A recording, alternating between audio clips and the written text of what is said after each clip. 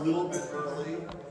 I only have an hour before I have to rush off to LaConner, our next town hall. So I was just saying, if it's okay with everyone, I'll do some really brief initial remarks, and then the majority of the time, if I can answer your questions, if that's okay with everybody.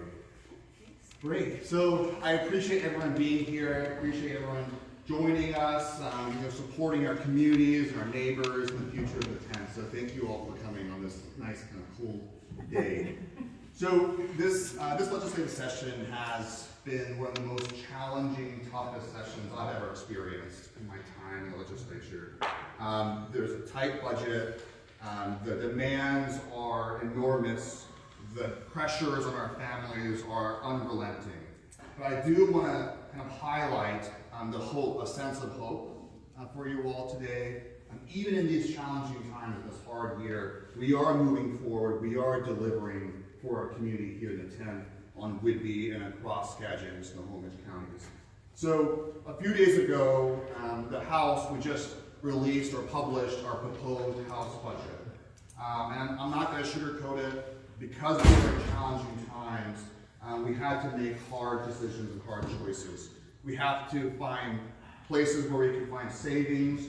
We had to tighten the administration. So these are really challenging choices we made. But in all of this, I hope I can impress upon you the heart or the core of what we've done with this proposed House budget. The core is to support and protect our families here in Washington State so that they're stable and remain standing. That was the heart of what we tried to do. So these are the core basic services that we try to impress upon folks here reading the proposed budget. I am also proud, though, especially proud, of the work we've done with the proposed capital budget. So our office has led in several initiatives and funding opportunities that have now successfully been placed in the proposed House budget. So that means that we led in ensuring funding for the Veterans Health Initiative that supports veterans across Washington State, including Whidbey, including Camino. We also were also successful in getting funding for infrastructure, water infrastructure projects in Skagit and LaConner. Because our belief is that if we invest in infrastructure now, it will save money for families in the future. We were also, locally here in Coupeville, able to get funding for the Coupeville Native Plants Initiative, which will allow us to understand better resiliency and stormwater management. And I appreciate as a member here who's been part of that as well. So, and finally, we were able to get funding for the Anacortes Birth Center because we've been pushing on healthcare access, convenience for those in rural areas. So it is unfair for a growing family to have to drive hundreds of miles or limit their healthcare as they grow their family. So these are the projects in a very challenging year. Our office has been successful in getting funding in the proposed House budget. Now I say proposed House budget because now my job is to fight for it on the House floor, fight for it with the Senate to make sure in the final budget these dollars are coming to our district in such a challenging year again. Now, outside of the budget conversation, our office has been especially effective in policy making. So we are continuing to push policies that are almost at the finish line. House Bill 1906 will provide more transparency and fairness in your water bills. House Bill 1170 will ensure more transparency in artificial intelligence. So you know the images or audio or video that you're seeing, is it real or not? House Bill 2534 will provide more stability for kids and military families as they enter our schools midway through the year. And House Bill 2134 will provide better or greater property tax exemptions for nonprofits like our public halls or granges as they fundraise for us, as they provide more input and resources into a community. And two more bills we're working on, the House companion, so we're working on the Senate side now. We are pushing for a bill that provides greater telehealth for hearing needs. Because we know that there are folks out there that can't drive to the nearby hospital or clinic. And finally, we are pushing a bill on the Senate side that will provide greater state and local resources for families, or military families and military spouses. So these are a monumental effort to get any bill, even one bill through, so very proud to get 5 or 6 bills through to the finish line. So all these bills, the Senate bills, will be heard on the House floor shortly, and the House bills will be heard on the Senate floor shortly, and hopefully signed by the governor in the next couple of weeks, next couple of months. Now, what undergirds all this, the challenges, is also the challenges that we are facing on the federal government side, right? So we understand that a lot of the cuts, a lot of the responsibilities are being shifted down to the state and local government from the federal side. Now, in my opinion, that means that it hurts our families, it hurts our clinics, it hurts our schools, it hurts all our community members as well. So my focus this year has always been to make sure that Washington stays strong, stays focused, that we are focusing on those families and individuals that need the help the most. And that's what we're looking at with our policy making. That's what we're looking at when we look at the proposed budgets as well. So in the end, my legislative assistant back there, Samir, and I are working as hard as humanly possible. This morning, I just came from Olympia after serving as Assistant Speaker Pro Tem as I gavel us in, did some work on the House floor, gavel us out, and then I raced down here. So we are working as hard as humanly possible because we know the challenges that you all are facing. We know the pressure and the hurt that a lot of us are sharing and empathizing together. So again, I really appreciate everyone being here. Hopefully that was short enough, and would love to take some questions. Yes? So, the Seattle Times had a series yesterday or Tuesday on the ferries and the ongoing undercapitalization and everything with the ferries. Obviously, the island we're concerned about Coupeville to Port Townsend and Ontario to Clinton. Any feeling on the resiliency of the ferries? We're getting, I'm putting off, we're not going to get new ferries for a while, but are we building more resiliency? And because some of our ferries are starting to look like, we need to go and drive them. So I really appreciate that question. So I'm actually co-sponsored on a bill called the Mosquito Fleet. So I work with another representative. I represent Gregory Nance. He's the representative of Kitsap, actually. So him and I work very closely. I also met with the Port of South Whidbey about 2 weeks ago. Now, my philosophy, my thought process is how can we provide more local control, more resources to the local level to address our ferry challenges, right? So this mosquito fleet would be an idea that would provide more authority to the Port of South Whidbey, for example, or Port of Coupeville, or Port of Skagit, or whatever in our district. By providing those direct money and authority, statutory authority into our local ports, for example, I think it will be able, our ferries will be more tailored to the needs that we see in our community. For example, Port of South Whidbey has been a great partner in pushing forward a passenger-only fast ferry right now between Clinton and Everett. That was because of the voices and advocacy that our South Whidbey folks are having right now with the Port of South Whidbey, and they have funding from the federal level and they're in local level. They're pushing forward that project. So I think that's kind of the vision that I see as we try to continue to fix our ferry system. Yes. Yeah, Representative Shaver. So last week I sat and listened to Senator Mazzal and Representative Paul, and they were talking about this very subject. And Representative Paul brought up that he would be willing to entertain taking some of the Climate Commitment Act money, pushing it towards bridges and ferries, since both are in dire need of funds. Would you support that concept? Yes, so I also want to put it in the overall ecosystem as well. So there's a CCA, for example, a Climate Commitment Act. There are other funds that are available that we're looking at right now to see if we can reallocate funds for other aspects, for example, ferries, for example.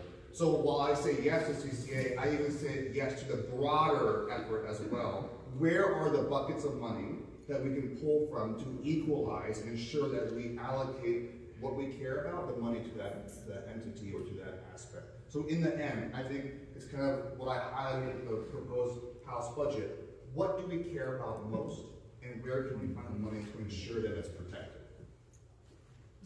I have a question about education. I understood that in our state constitution that we have to support education, and we've dropped down from where we were. So can you speak to what we have to hope for that would improve that situation? Yeah, so I'm on 3 committees, so everyone's aware, along with serving as the Assistant Speaker Pro Tem. So when I'm not on the House floor, I'm a member of the Technology, Community and Economic Development, and Veterans Committees. It's a very large committee. The second one is I'm a relatively new member of the Healthcare Committee. And finally, I remain as a Vice Chair number 2 on the K-12 Education Committee. So a lot of my time is actually spent on policies and budget for the K-12 committee. So now I want to make sure we have a picture of what's really happening on the budget side. So while some folks are saying, yes, we did move down in terms of the percent that the state budget is afforded to K-12, it does not mean that we are lessening funding on certain aspects. In fact, we're increasing funding in specific cases.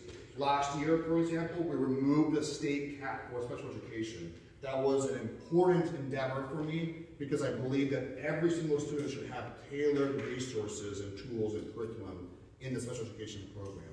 Now, I do also want to say that one of the challenges that I'm facing right now in the education budget, and that is early education. So early education has been cut about 25%. It's in line, or relatively in line, with the initial proposed governor's budget. Now, it was cut, and I'll kind of dive into this briefly here, is because we see 2 things. One, the need or the desire for families to want early education has increased tenfold, 100-fold, whatever fold, right? Which means that more money needs to be afforded to provide early education for these families and students. In this challenging year, we just could not afford more money as the demand continued to increase. For those who aren't aware of the different programs we have in early education, we have 3. We have TTK, so transition to kindergarten, we have ECAP, and then we have the federal program, Head Start. Now the federal program has been cut dramatically because of HR1, but my belief is we should not cut our state funded early education resources or programs as well. I am in talks right now with the Appropriations Committee, the Funding Fiscal Committee, on what we can do to bring that number back up next year and the following years. My goal, my hope, my promise, my vision is that whether it's in next year, 3 years, or 5 years, that early education will be afforded to everyone, no matter what zip code, no matter what corner of the state you live in, good, affordable early education, ECAP or TDK. So that is my goal. Yes. Yes, thank you, Representative Shavers. Thank you also for introducing legislation to attempt to put some guardrails on AI. Yep. 2 of those bills now are dead. One is still alive, and it has been, there's a striker to that from Senator Lightlius. And my question to you is, we talked about this, how is that striker impacting that legislation and your position on that impact? So just so everyone's aware, kind of the broad understanding of artificial intelligence legislation. So along with challenging budget conversations across the state, every single legislature right now, because of challenges from the federal government and inherent challenges on the state level, I think to me, artificial intelligence is a huge topic right now. How do we address AI in this new AI age? Now, my belief, and I've argued numerous times and debated on the House floor, is that AI will be one of the most monumental changes in our lives, in our kids' lives, in our grandkids' lives. I mean, it will change how we communicate, how we talk. It will change our culture. So what are we doing about it now? Because what we're doing now, our kids will grapple with. So there were 3 major bills that were offered this year. One was a bill 2157 by the chair of the Technology Committee of my committee. Now that didn't make it through. The second one is a chatbot bill. Now in the most general sense, a lot of students, a lot of kids are using AI for therapy, for healthcare purposes. And so we are seeing a growing concern that a lot of kids are using AI in a not so helpful way, to the point of really tragic cases across the U.S. where kids are committing suicide because their AI chat would inform them or encourage them to commit suicide. That bill is moving forward, and really proud to be working on this bill to make it pass. It will provide those guardrails for these chatbots. And the third is what we just mentioned, it's House Bill 1170. It's our bill.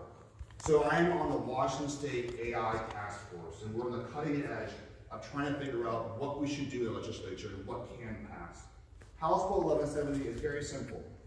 If you see an image, if you see an audio or a video clip, and you're wondering, is it AI generated or not? It is required by the company to provide you that tool, that access, to inform you, yes, this is real, there's no AI, or no, there was AI in this. That's it. We see it happening on Twitter accounts and Facebook accounts where we just don't know if it's real anymore, and it can shape people's minds.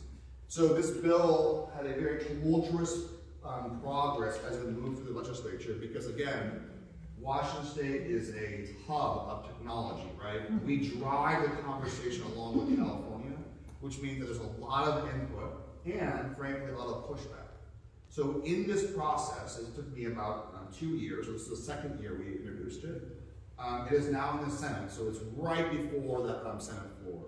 And a striker is just an amendment that a senator put saying, I think I can improve, myself on this bill. I'm gonna put my fingerprints on it. So the question is, sorry for all the background here, it's complicated. It's very interesting. The question is, did the striker, did this amendment improve the bill or actually significantly gut the bill, or did it just make it useless? I'm gonna say this. While there are some provisions that were removed from this bill, I believe that this bill may become the first major broad AI legislation ever in Washington State. So will this make the companies responsible? Yes. So this will be the first major broad AI legislation, and as we all know, anything big, in anything we do, we need to make incremental steps first. This is our first baby step towards ensuring that consumers are protected, towards ensuring a better AI age or world. So I'm proud to have sponsored or introduced this bill, and hopefully we can get it passed in the Senate floor in about a week or two. Okay, so you don't think it's been gutted then? Not significantly. Thank you. Yes. What keeps you up at night? What Yeah. what should we I be think we concerned just about? heard it. Do we have enough time? I'll say just like overall 10,000-foot level. Oh, sorry, the question is what keeps me up at night? What keeps all of us up at night? So I think I'll say one that's, I'll also include something hopeful on the counter, because I'm not an optimistic, hopeful guy. I think what keeps me up at night is the challenges we see with misinformation and disinformation. I think misinformation and disinformation is so powerful in this world. We were just talking about AI, but we're seeing the use of social media, of the internet, of everything, right? Where folks are incentivized to be caustic, or whether it's intentional or not, because of the things we hear, the things we see, the things we believe in, right? So I think that's the thing that makes me the most challenged right now, because the bills we pass, if you could just come to me, right, and say, hey, does this bill really do that? I will tell you, no, it doesn't do that. It actually does this and this and this and this, right? And it really calms the temperature. But I say the flip side, because I see though now, and I've only been in this job for 3 or 4 years, I see that we all do care about democracy, and we all do care about our community members. And whether you are Republican or Democrat or independent, we all do care about all of us, our neighbors. Because if they succeed, if our neighbors succeed, then we succeed as well, and vice versa. So I see this growing empathetic temperature, or this want or desire from everybody here, no matter who they are. And I think that's what makes Washington State amazing, and I think that's what makes the U.S. and our nation just grow and get better. I know it's very frustrating for all of us in the challenging times that we live, but we have lived through challenging times in the past, and we will be able to be prosperous and to continue to grow as a nation together. Yes? Did we get the number of that AI bill again? 1170, 1170. And can I add that the Union of Atomic Scientists have advanced the doomsday clock Oh, yeah. Based on nuclear proliferation, that we're saying, based on climate emergency, based on pathogens that are being militarized and will be spreading, the natural, unnatural, global warming and so on, and AI. Yeah. Because it's being militarized, and it has the potential that you're working on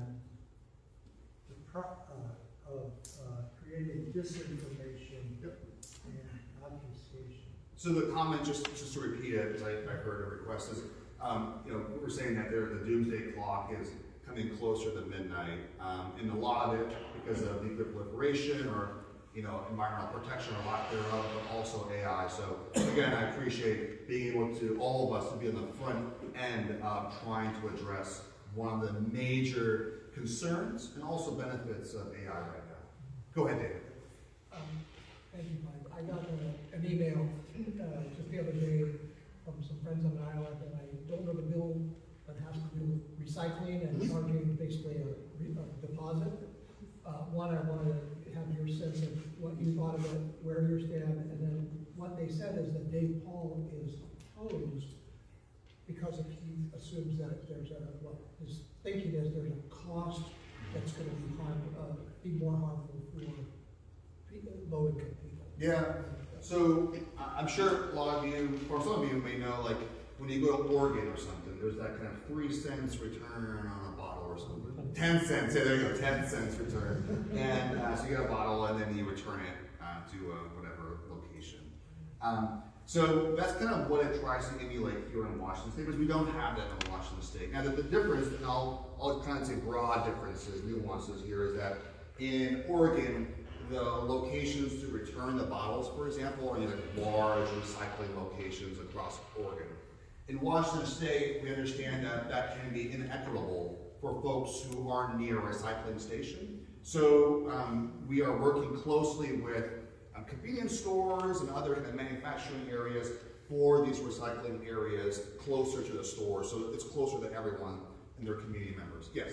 So in Oregon, most of the large retailers, including Walmart, Safeway, Fred Meyer, they have the bottle recycling center right outside. It's right there. Yep. Right. So if you're going to Walmart or Fred Meyer or Safeway to shop anyway, here's where you're going to drop your cans and bottles. I will also tell you that the high schools will beg and plead the community hold on to those, because our seniors will pick them up and take that money and put that into the senior prom. So it becomes a profit center for high school seniors. And they say, look, we'll have them take your bag and recycle it, but that money goes to our senior prom. Now, I would also want to say that, our job is to be balanced, to understand all views, whether it's opposing or supporting. Now, I understand the views, and I'm not speaking for Dave Paul here, but folks I've spoken with, the question right now is, if this bill does move forward, right, let's say you have a 10-cent bottle deposit, is that 10-cent tacked on by the manufacturer inherently to the bottles that you're buying right now? I don't know how true that is, again, but this is an opposing argument. As of now, based on the current bill, now the bill's moving forward, amendment-wise, I do support this bill. Now, I support it because, again, recycling is important, environmental protection, but at the same time, the kind of comments that you just mentioned also helping seniors and low-income folks as well and making it convenient. I just want to add 2 things I heard ago. One is that I guess there's a black caucus of people of color in the state legislature, and they have proposed an amendment that has to do with, like, say, if somebody's on food stamps or SNAP, they don't get charged this. So basically, it doesn't become, they're not paying more, even though obviously they can get it back. Right. And I'll just say one other thing. When I was in Canada, on the remote island, I saw this elderly couple going into trash bins to get their bottles, and then they were going to donate them to an organization that helped loggers who have been disabled from logging. Yeah. So, I mean, there are some upsides to it. And I will loop back when I go this way. Yes. Hi, nice to see you. I want to walk it back to education for a And thank you for your support in really childhood education, but your constituents are counting on you to fix our broken upside down tax code and really properly fund our students. So will you stand with families in our district and support the millionaire's tax? Yeah, so it's a good question. So when we talk about trying to fix our regressive tax question, now we are, I think, second to last right now in front of Texas, I think. You know, and there are two ideas that I'm trying to grapple with right now. And I spoke with the governor about this about 2 weeks ago in person in his office. The one is the goal of plugging the hole that we see right now with the deficit, the billions of dollars deficit, right? And I do believe that the millionaire's tax will succeed, or at least try to succeed in plugging the hole. But at the same time, I think equally or even more important in my mind philosophically is, are we addressing income inequality to its core, right? And so that was a conversation I had with the governor's office. Now, this becomes economical or philosophical, or however way you want to look at it. But the question is, does the millionaire's tax directly address income inequality? No. Right. So, now this is a challenging year, and every time we pass a tax, the legislature, as a whole, we have very few opportunities to do so. There's a political will or political capital, whatever you want to call it, right?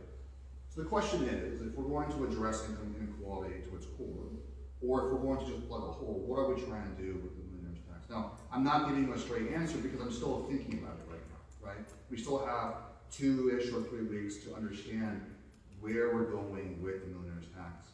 At the same time, this morning, I just came back from a briefing on the changing environment of the millionaire's tax, right? So right now, the millionaire's tax also provides a B&O credit, right? So if you own a business, if you pay the millionaire's tax, this is how much credit you're going to get.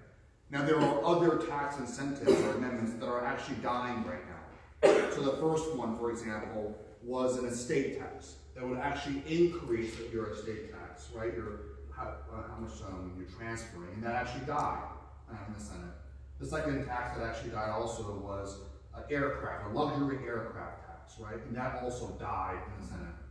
So the question right now is not, in my mind, would you vote it right now? The question is, what will it look like in a week and a half, in 2 weeks? And so that's kind of the challenge I'm grappling with right now. But you do understand and support that revenue needs to be raised for schools. Oh, for sure. Not properly funded. It's not properly funded education throughout the state, so you're supporting raising revenues for our schools. And I completely agree that we need to provide more funding for schools. We need to provide more funding for affordable housing, for homeless shelters, and healthcare for sure. And that's where that's where I lose most of my hair trying to figure out how to deal with this. Yes. So back on the recycling. So when you guys started recycling with the paper bags and the plastic bags, it was supposed to go, the cost of those bags was supposed to go to recycling costs. Well, it doesn't. Now they've increased it, plastic, they're thicker, they're harder to recycle, and the money goes to the grocery store. It doesn't go to recycling, and for a lot of low-income people, that's hard for them to go to the grocery store, and now they've upped it again. So here, the retailers are getting the money, and it's really hurting the public. And one of our friends is a grocery person. They said these people bring bags in that are filthy, disgusting. Cat hair, they have to sterilize it. And the counters, for the next person, they'd rather go back to free paper bags. And if you want plastic, you pay for plastic. They give them free paper bags. Yeah. It's a better health environment, but it shouldn't go to the retailers. You're just giving them a profit. And so That's exactly the point I was mentioning, right? yeah, so like this recycling money, it's like, well, it's gonna go, like you said, maybe manufactured, we're not Exactly, sure. right. But can we relook at that bag one too, right now? Yeah, so this is all in the overall, so we spoke actually, I remember your question about plastic bags and the study that came out that actually said it was not being effectively addressing recycling and environmental protection. Those conversations are still ongoing within the recycling bill program or the bill itself. Now, the bill does not address bags at this moment. It addresses the bottle deposit, for example, but these conversations are But still it changes, that's the biggest concern is, people said, oh yeah, it's great, it's gonna be recycling, people won't use these bags, they'll go back to the paper. I grew up with paper, you used them to cover your books and you use them. But this is why I'm always trying to find a balanced approach, and I completely agree. This is, your concern is not unique to yourself or to the community. A lot of legislators right now are grappling with this. The fact that this bill has not passed yet means that there are still considerations we're having right now. Now, we have 2 weeks to pass this, so it could not pass, or it could pass, but these are the concerns and the considerations we're talking about. Yes? So when you're talking about that the luxury aircraft tax didn't go in, my question is, what are the voices who are saying that it shouldn't be passed? Are they corporations? And in terms of corporate money getting into our elections and our ballot initiative, there are other states, and California just announced it with AB 1984, about changing that so that corporations, which are state entities, are no longer given the power to put money into elections or ballot measures. Would you see any movement in the legislature, not this year, but next year, for passing such a thing in our legislature? So a couple things here. So I'm going to give you a quick story that thrusts me into the exact question you're posing here. So on my first day or first week, when we showed up on the House floor, I was rushing up the stairs from the Capitol, ready to do my first vote and ready to do my first debate. And there's these double doors that only legislators can go into. Now, when I showed up on the top of the stairs, there was like hundreds of people, and I swear every single one of them wanted to be my best friend. They were like, "Hey, Rep Shavers, I want to talk to you about your bill. You look great today, but vote this way or don't vote this way."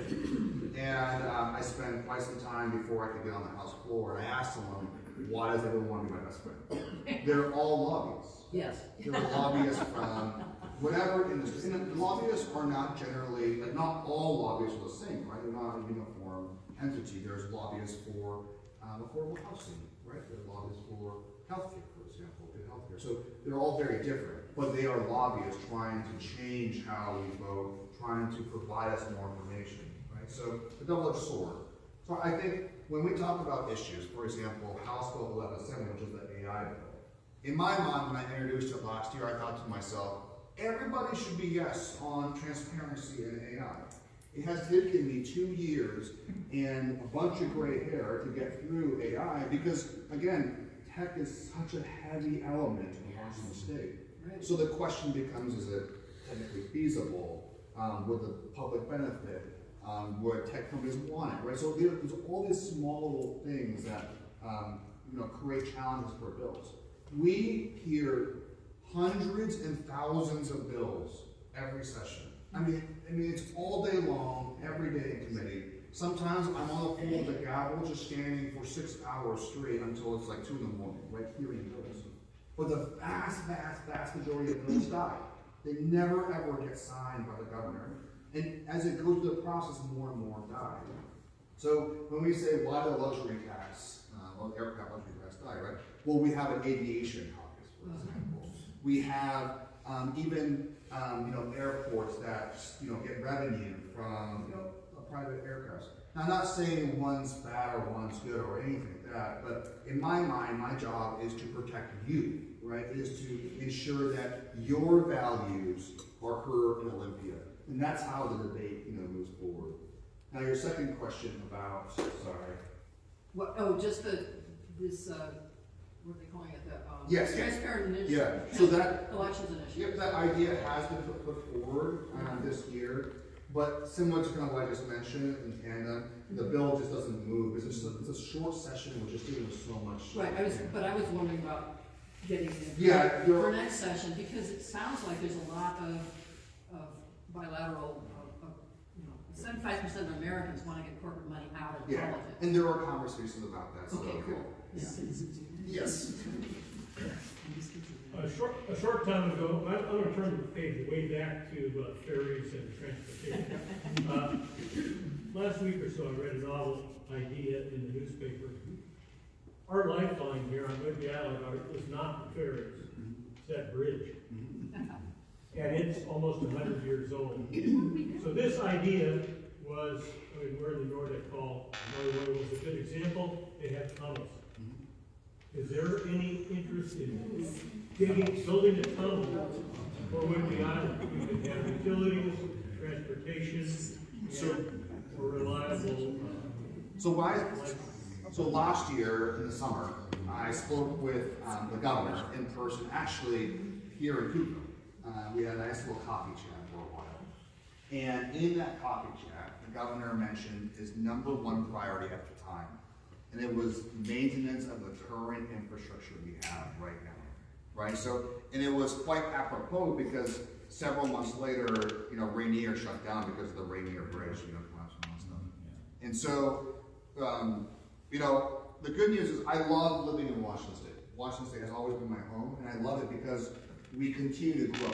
While we are in a challenging budget year, our revenue is positive, and we will continue to grow. There are more jobs coming here, and it's great, right? If you talk about other states with challenging budget years, they're trying to address a hole while also declining population and declining growth, right? So for me, if we can stabilize and ensure that every bridge we have is Epsom Pass across the state, if we can make sure that we have all the ferries we need first, then we can talk about the infrastructure projects that we can move forward with. Now, I have grand ideas too. I think we should have an amazing rail system, for example, that goes all the way to Spokane, for example. I think we should also think about, can we ensure that we have more ferries in more areas as well, right? And can we ensure that we have, solar panel like utility areas and clean energy like fusion everywhere as well? That is my vision. And the good news is, like I mentioned in my comments, we are moving forward. We are progressing. So just, I'll keep your idea in my head for sure. it wasn't mine. Yes. I want to go back to education and the so-called millionaire's tax. So what percentage of the money collected will go to education? Yeah, so that's the other question right now. So for those who, I'll come to the overall current situation of the millionaire's tax. So the millionaire's tax is for those who are earning $1 million or more income, right? And there's about a 9.6 or 9.9% tax on the money above $1 million. Now, this isn't just individual, it's household as well. So if you're making $500,000 and your spouse is making $500,000, you're within that bucket. Now, this is where the negotiations are getting challenging. So the governor has his own ideas, the legislature has their own ideas as well, right? But I think we're starting to come towards this general route of money going to the working families tax credit. It's an important program for all of us. So it goes directly into the working family tax credit, right? It will also go to other credit programs like the B&O tax that I mentioned for small businesses, so that small businesses don't have to pay B&O or a lower B&O. Now the question right now still roaming around is what other programs, right? There's conversation about a diaper retail tax being removed. There's conversations about every year a tax holiday weekend being, so these are all ideas being thrown around. But after all that's being talked about, then they're saying the rest will go into K-12 education and higher ed, those two areas. Now I say this, Which two areas? K-12, so public schools, and then also higher ed, so our community colleges, but the question right now that I can't answer, and I don't think the legislature can concretely answer yet, is how much? Like, what are we talking about here? And this is where the challenge comes, because we are building the plane as we fly. That's just politics, in terms of we have the proposed budget on the House and Senate side. It's all proposed. We still have to debate it. We're debating it on Saturday, I believe. And at the same time, it relies on some of the bills, the tax bills that we have in play. So in the end, this is when it becomes a little bit dicey towards the end, where let's say one of the tax bills that we relied on for the proposed House budget doesn't come to fruition, and we have to go back and look at the budget and figure out what we're doing here. It's a very challenging. So very little could go to education. It could, yeah, or a lot could go to education. Yeah, it's all kind of a pendulum. Yeah, we don't know. Okay. I think there's a question in the back. Sorry. Question? It was answered about what your stance was on the Okay. millionaire tax. Yeah, go ahead. So, to follow up on your last conversation, what economic assumptions is the budget using for? Are you looking at 4% growth, or saying, yeah, maybe 2.8 or 1.8 might be more realistic, And if we underestimate because the economy is more robust, hot dang, but you don't want to, for sure. overshoot your revenue projections and then be the whole hole. Yep, so our budget is a projected budget, right? So right now is not the same as what we're looking at for the proposed budget, because by law, we have to look at 2 and 4 years ahead. Now, how do we do that? So there's an economic council that provides revenue reports 3 or 4 times a year. The most recent one actually showed us less in the hole. It was like a $1.86 billion kind of, we had more than we thought, right? But again, that's in the overall hole, so we're still kind of, in a deficit. So we look at these projections, and that's how we assess where we're going with our budget. Now, you're right, last year, the initial revenue reports were projecting us like 4+%. Now, that was an initial assessment because there were other confounding variables at the time.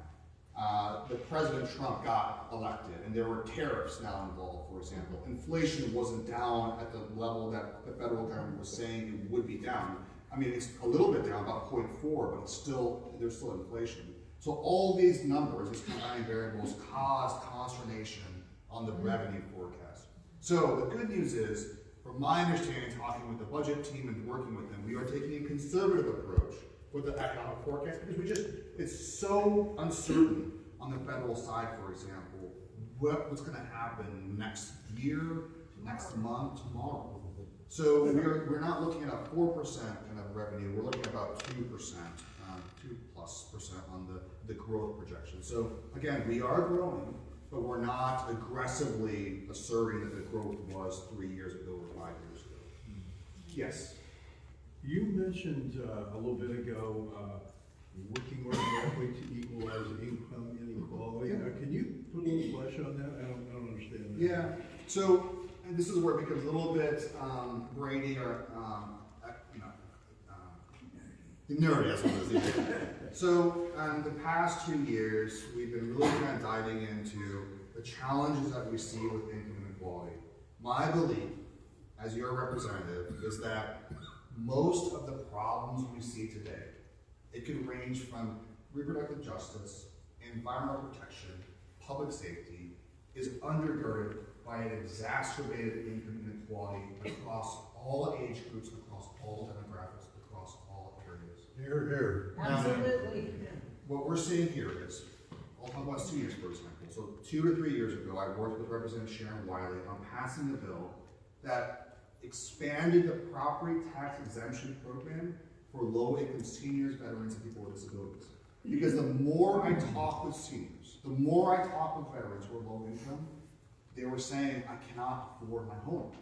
So they would live in their home for 60 years, and now they're going to be kicked out because of property taxes. So working very closely with Sharon Wiley, and I promise you, passing an expansion of a property tax exemption program is very hard in Washington State, but we passed it. That was my first year as a rep. Now, that's one example of the income inequality we see on the senior side, right? On the other side, we see young people. Now, the average age of a young person buying a home is now 40 or so years old, right? And so we have individuals, young people, who are talking to their parents or their grandparents, and their grandparents say, I don't know why you cannot afford a home. And these kids will tell me, well, you bought it for 5 blueberries, 50 years ago, and now it's $3 million, right? Now, I think it's a very important facet to really kind of take to heart, because you have young people who are now so discouraged on graduating. So, as a vice chair of education, and I sit right there with the chair every day on the committee, and we hear student after student, parent after parent, on the challenges our students are facing. And when I go to Skagit Valley, or when I go to Oak Harbor School District, or Coupeville, or South Whidbey, and I talk with the students one-on-one or in a group, a lot of them feel so disappointed and discouraged on what will happen after life, after high school. So the way I'm tackling with that is, how do we provide more career learning opportunities within school itself? So last year we passed House Bill 2236. I'm very proud of this bill because it looks at all the CTE and Core Plus and career learning opportunities and curriculum across Washington State and say, how better can we tailor these resources to every single student, no matter what zip code they live in. Right? So if you can provide them a purpose, if you can provide them the ability to say, I actually like to work on a ferry system, and I've been on a ferry boat kind of for curriculum since freshman year, then they'll be able to kind of find that spark in their life. Right? Now, does it tackle income inequality directly? No. But at least it provides that impetus, that movement towards kids. That's what I think is really undergirding all these challenges. Yes? Okay, Clyde, I have two questions. Yes. The first one's not too big, Okay. the second one is big. Okay. The first one is, with what we know is a need for increased access to housing, including affordable housing. I have seen in the GM Growth Management Act that we have, allowed more infill of ADUs in urban areas. What are we doing with rural areas, and could we do more with rural areas, and what would it take to do that? Because we are the land we have here is predominantly rural. So this is a really good point you're making. And at this point, after when I go to LaConner, I swear someone's going to ask the exact same question. So the question is density versus sprawl. Right? The question is, do we protect our rural farmland, our heritage? And how do we do that while also ensuring affordable housing? And the creative way I'm trying to push forward is several. For example, last year, I co-sponsored with Representative Amy Wong, which passed a tax incentive to use unused property for affordable housing, right? So we see the mall out here when you cross the bridge.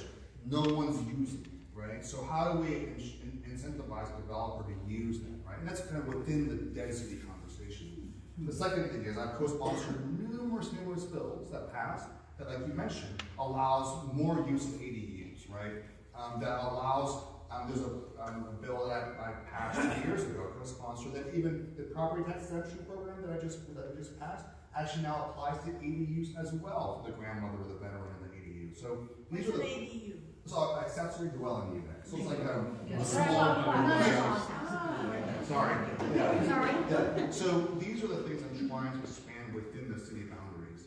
I think there is so much more potential still for affordable housing within our city boundaries. In Oak Harbor, for example, I just met with Habitat for Humanity yesterday, and we're looking at more projects within the city boundaries right now, right?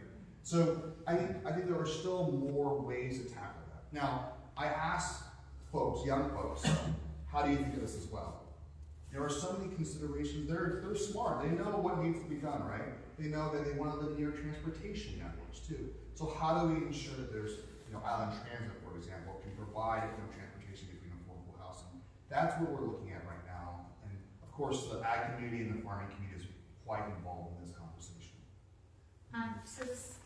First of all, I also want to say thank you for in restoring funding to support those vulnerable populations of students. I was really grateful to see that restored in the House funding for foster care, homelessness, many different populations. And I appreciate your help with the McKinney Mentor program. That was, so appreciate it. Yeah. The second question is this. You mentioned it earlier. With what we see is significant impacts from the federal government, how can we, as a state, what are y'all looking at as solutions to mitigate that? And one of the things I think of is you talked about preschool, and we have ECAP here. Can ECAP be more available to certain populations who are not going to have access to that federal funding through Head Start? Or how are you protecting our vote? There are, with the SAVE Act happening, there's just so many layers. And so just curious. Yeah, it's a good question. So I was trying to tackle some of the aspects.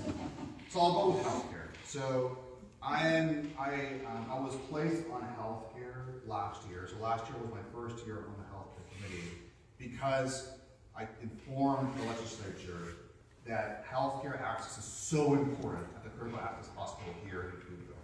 So I am now working in conjunction almost with the K-12 side and the healthcare side as well. And what we understand, I think a lot of us know, is that HR 1 from the federal government significantly cuts Medicare and Medicaid and makes it much harder as well. So my office, and many offices as well, we had this mission that If you have Medicaid, so Medicaid, the equivalency is Apple Health in Washington State. If you have Apple Health and HR 1 gets passed, we will ensure you are not going to be removed from Apple Health. And so, in this challenging year, a lot of the funds that were fought, this is something on my off time from working from the K-12 budget side, is to ensure that we up the money for Apple Health. We up the money for those having Medicaid. So from our proposed House budget, according to the studies and the data that we've filed, our budget will ensure that no one gets kicked off of their health care, of Apple Health. I think that is such a monumental. So I want to say that because it gives a little bit of hope, at least to me, and I hope it to you all as well, is that Washington State is strong, right? And we can take care of our own citizens and our own people and our own community members, no matter how hard it is. So that's what we did with Apple Health and kind of the Medicaid, Medicare stuff. On the education side, there are programs that have been cut also from the HR 1 on the education front as well. And it's a challenge. So the good news is we've sustained the programs that we have right now on the basic education side. Right, so if you have early education right now and you get the Working Connection Family credit, you will maintain that. Now we're not increasing that, unfortunately, but you will maintain what you have right now. If you're getting special education, you will maintain special education. So while the federal government is pushing down cuts, you will hopefully, from our budget, you will not see the changes, the dramatic changes that you see on the education front. And then finally, sorry, one more thing. There's so many things going on. On the housing side, the Housing Trust Fund is such a critical component. The Housing Trust Fund is essentially a fund for nonprofits to apply for money from the state for great affordable housing projects. I mean, there are projects across Whidbey, for example, that have taken part in the Housing Trust Fund. Now, there was no way that our office was going to advocate that we're going to lower the Housing Trust Fund account or that we're going to remove that entirely. So we still have the Housing Trust Fund, still in the House budget. These are the ways we're tackling what is happening at the federal level to ensure that hopefully one day, whether it's tomorrow or next year, you can say a lot of stuff is happening in Washington, D.C., but here on Whidbey, here in Washington State, we are still strong, we still are focused, and we still maintain those core services. Healthcare, but outside of the article last week in, I don't remember what paper, that Newport Hospital, east side of the state, sits by the Idaho border. Their community at-risk patients are Idaho citizens. They can't get health care in Idaho, they come across to Washington to get health care, and the hospital says, we're bound by law to provide them care, and we will do that. But the hit to the hospital budget is $16 million a year. That year it was 4.8 something. So how are those healthcare providers, community hospitals, coming to Olympia and say, hey, we need some help. Our budgets cannot tolerate this hit. Yeah, so these are very good questions, because, and I say good also because I've been involved in these discussions, so it makes it easier for me to answer. So on the healthcare committee, we did hear a bill, and I spoke with that hospital as well in testimony about what percentage of folks are getting, it's called charity care, right? What percent of folks are getting charity care from Idaho, for example? Now, it's a challenging equation here, because sometimes Idaho doesn't provide some of the care, whether it's care within the reproductive justice space, for example, where they don't provide, so they go to Washington State or Newport in this case. Other areas, right, some of the folks are undocumented, so they don't disclaim whether they're from Idaho or Washington State. So it's a very challenging spectrum. My understanding is the bill did not move forward because of the questions that we had in terms of how much actually percent of charity care is actually afforded to Idaho in this case. Now, I can't say concretely, I'll have my assistant kind of directly email you, but right now my understanding is the bill did not move. Yes, I think I have two more questions available. Yeah. Go ahead. You mentioned earlier about Washington State's tax code ranking second last. I know that's like a that looks at the degree to which a state's tax code worsens or makes income inequality better. So we know that Washington State's tax code makes income inequality worse than most other states. The millionaire's tax is a really historic opportunity to start fixing that. So I'm wondering, are there specific changes that you're looking at, or what would you like to see in the millionaire's tax to get you to a yes vote? Yeah, so this governor and I share a similar philosophical intent here in that a lot of the legislature, I would say, or some say that we should just funnel the money into the general state fund, right? So the general state fund is where we essentially, divvy that out based on bills and whatever programs that year. But the governor, and I share this sentiment, is that there needs to be a direct counterbalance, right? If we're going to tax millionaire income, then it must directly, without any bureaucratic obstacles or challenges, be funneled to those who need it the most. Absolutely. Right, so the general fund. right, other than general fund, right. So that's why the working families tax credit, I think, is a good idea, because there are low and middle income folks, families, working families that need that, right? But at the same time, what other programs or kind of entities need that will directly funnel it into that? Now, I think a retail sales tax policy, is that regressive? It may be, because it's going to affect everybody. It doesn't go directly to low income, right, for example. So these are the I wouldn't say arguments, these are the debates that we're having right now in our office and other folks as well, trying to figure out what's best to do. Now, again, I'm looking at this in a holistic approach because, was it yesterday? I had the Progressive Tax Institute group come to my office as well. And then I had other businesses or industry come to my office as well. These are back-to-back 15-minute meetings all day long, trying to figure out how best to be informed and inform my constituents and you all what I think is the best way to counterbalance that. That's where the challenge is right now. And I agree, it is historic. But at the same time, because it's historic, we really need to think about this and try to get this right. One more question, yes? So you've talked about a number of places where we need to increase spending in healthcare and education, partly because of reductions in spending in the federal government.